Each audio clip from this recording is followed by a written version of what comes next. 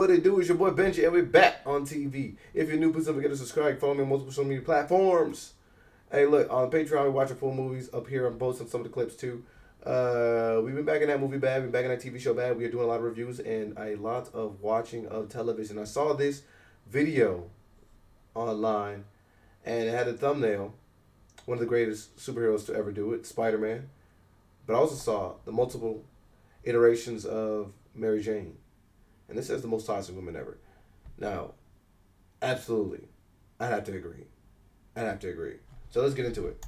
Because of how much they put Peter Parker through. It's not any diabolical evildoers like Green Goblin, Carnage, or, worst of all, The Wall. But possibly worse, Mary Jane Watson from the 2002 Spider-Man movie. You're probably wondering why. She's terrible. It could be so bad. Well, I'm gonna show you. I'm going to go through every toxic and manipulative thing she did to Peter Parker. And not just him either, but all the men she was with. Everyone, and by the end of this video, you'll finally understand why she's the most toxic woman ever. Terrible. Oh boy, yeah. I'm sure he's gonna get into it, but off rip, if my memory serves me correctly, she has not been loyal to any man. First, I'm gonna start it off with the original Spider-Man movie, Spider-Man 1. You would expect this, being the first movie, for it to be a little more calm, but no. She's a bad person. So first thing we see from her is that she stops the bus for Peter. You know, very nice act, you know, selfless act. And you realize she's dating the bully. Yep. Switches up on dude, too. Much negates any act of kindness she does for Peter or anybody else who gets bullied by him. And it's like, oh, maybe she doesn't know. No, she knows. She's does it right in participating. front of her, and she doesn't care. You think a little Flash, stop. It's gonna do anything? Then after Peter gets his powers, we find out she just didn't want to be associated with it. Like she hit him with the like, let's stop. Like let's just go home. Like you're wasting my time right now. I have a nail appointment. She doesn't have the best of dad, so makes total sense now. And Peter, being the good guy that he is, you know, he just tries to chop it up with her to cheer her up a little. And it was working too. I mean, look at the face. You could tell she was falling in love. I gotta get up. Or not. And eventually she breaks up with Flash on graduation day of too, which is that's ruthless. That's and then she homie hops. Grandma, she has cancer on her birthday. That's foul. But I can't lie, it's not the worst thing she's even done yet. Because then she gets with Peter's best friend Harry. But him getting with crazy work. And she was curving him earlier in the movie, right? MJ was probably the worst decision he made because she does not care about him at all. The nope. first thing she does is let Peter. She was there for the money on. Oh, that she's dating his best friend, and then she tells Peter, "We should go out for lunch sometime. Don't tell Harry." Crazy work. She got a man. Y'all know. Like I said, I've been rewatching a lot of movies and watching movies too for the first time. Let me know if I gotta rewatch Spider-Man series because I feel like there's a lot that I ain't been able to peep. Okay, kinda really sus, but it's not cheap. I don't think people realize how messed up this kiss is. Okay, so one, she doesn't know the dude, so she doesn't know. No, that is true. Crazy work. Happy for Peter. She thinks she's kissing some other dude. Two, she's cheating on Harry, and three, she doesn't know the dude. Again, oh my gosh, crazy work. Thank you, because he saved her once. You're telling me the homeless dude I gave money to yesterday should be trying to make out with me just because I gave him $1? And the worst part about this is that right before this, she was still flirting with Peter, so it seemed like she was gonna cheat. Oh. She said, "Why so interested?" Like, and the most messed up part is there is not an ounce of remorse in her face. We don't get to see her reflecting on her actions. If anything, she's open about how much she loves Spider-Man. She was on the phone with Harry talking about, he's just incredible. Like, so incredible. But anyways, I gotta go to bed. On with the bed bug. Hung up on him. Like, Harry did not catch a break. Next thing that happened is that he walked in on Peter pretty much risen up his girl. And again, I gotta backtrack. Mary Jane came talking to Peter, who she knows for sure at this point. If she doesn't know, she's just who she knows for sure likes her. She came to him to talk about how much she loves Spider-Man while still dating Harry. And look how happy she is to talk about this. Like, what's wrong with you? Like, I'm glad Goblin kidnapped her because she deserved at least a little bit of bad karma for this. I don't even know how she survived this whole situation. Her forearm strength must be insane. Look at that catch. Look at it. And then by the end of the first movie, when her and Harry are broken up, she decides the best place for her to confess her feelings to Peter is at Harry's dad's funeral. Wow. Standing ovation. We're off to an amazing start.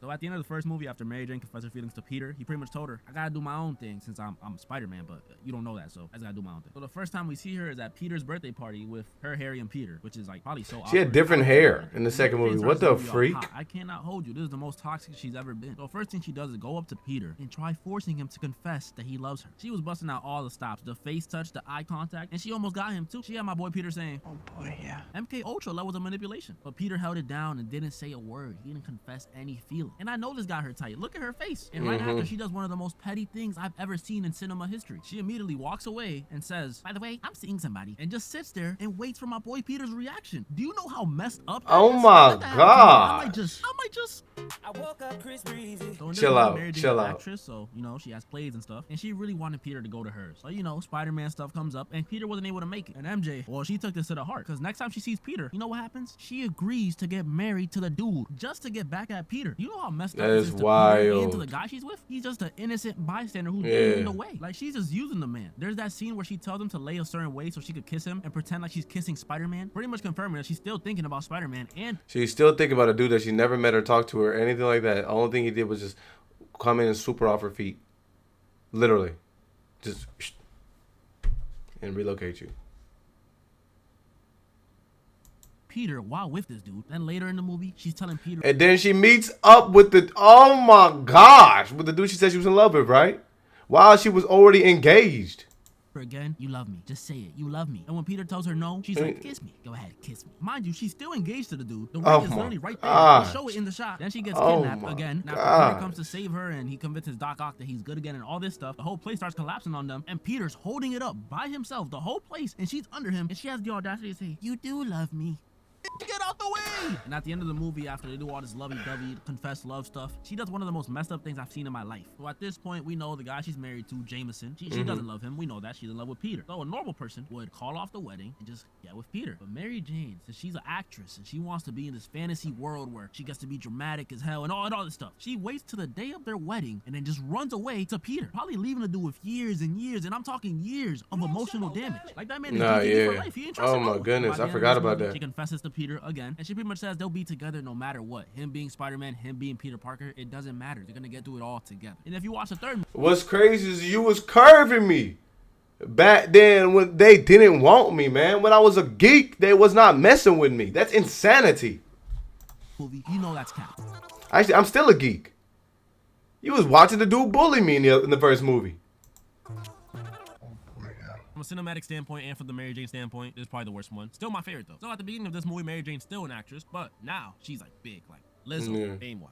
And her and Peter are truly in love now. Like, nothing could go wrong. Peter was even ready to get engaged and everything. But then, you know, it's Mary Jane, so nothing could ever be normal in a relationship. She gets fired, which wasn't her fault. Okay, that's normal. But normally, people who get fired don't start to envy their partner. Because that's exactly what Mary Jane does. She starts to get mad at Peter for being Spider-Man. When in the last movie, she literally just accepted that he was Spider-Man, and there are things that come with being Spider-Man. So now she's jealous? But let me slow down. I'm not going to act like Mary Jane is all bad, because Peter was tweaking in this movie. He really kissed Gwen Stacy in a crowd full of people, knowing his girlfriend is right there. Like, he just said bye to her a second ago, and he still kissed her in front of everyone. And I thought he would apologize. I honestly did, but he just said, oh, that's just a girl from class. This man is the worst gaslighter on the planet. Mary Jane is still an L, though, because when she was mad at Peter, she had the audacity to tell him, that's our kiss. When she was doing the same thing in the last movie with her fiance. Mary Jane eventually actually forgives Peter, not being petty at all. She comes to him saying she wants to be there for him, and she knows he made a mistake, and she forgives him. And like I said, Peter was tweaking this movie. He literally hit her with a, okay, I don't need your help. And since Peter was being so rude to Mary Jane, she thought that the only way to get back at him was go holler at his best friend. Oh my gosh.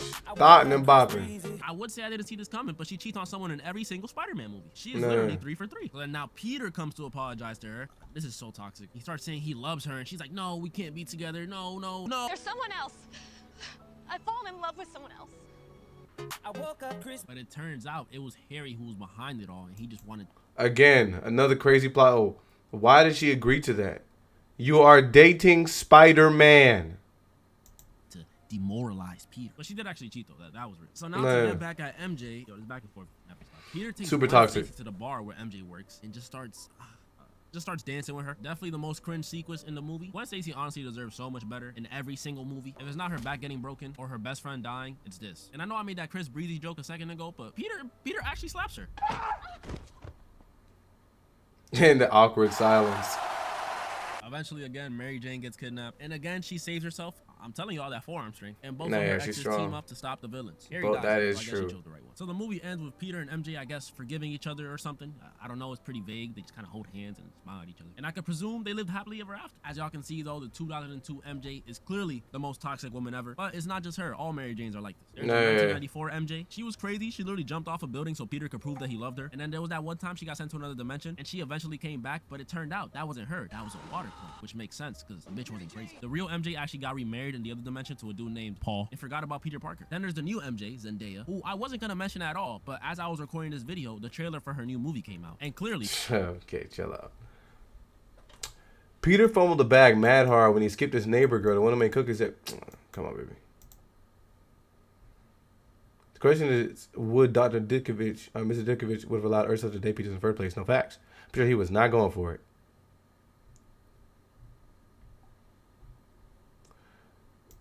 He wants to toss one, of course. The way she left Jameson's son at the altar is a villain origin story in the making. Seriously. That's why he got the symbiote, huh? The only solution to a woman being tossed is telling her you missed the part without your problem. I remember my mother saying MJ's a bad woman and I should avoid women like MJ at all costs when I was watching Spider-Man as a kid. I got angry at her because I really liked MJ as I grew up, realized how right she was. She didn't love Peter. She loved that Peter loved her. I feel like her true self attitude really showed Spider-Man through some of the quotes where, tell me again, was I really good? You know what? Real spill, she might have just been looking for adulation from this dude. And she felt like she was somebody with the dude. And she was measuring that based on the dudes she was hanging around. So that probably could have came from the household that she lived in. Oh, my gosh. She was never heard at home. So by linking herself to some of these dudes who are at the top of the totem pole, it then now allows her to be connected to their status and allows her a little bit of validation and allows her to be a notable. Oh, that makes her a notable character. Oh my gosh. Jonah Jameson cared more about Peter than MJ. He risked his life in the Green Goblin, demanding the identity of Spider-Man's photographer, and he came up with a clutch excuse not to put Peter in danger. All that spider since he couldn't talk to relationship. Facts. Let me know what y'all think.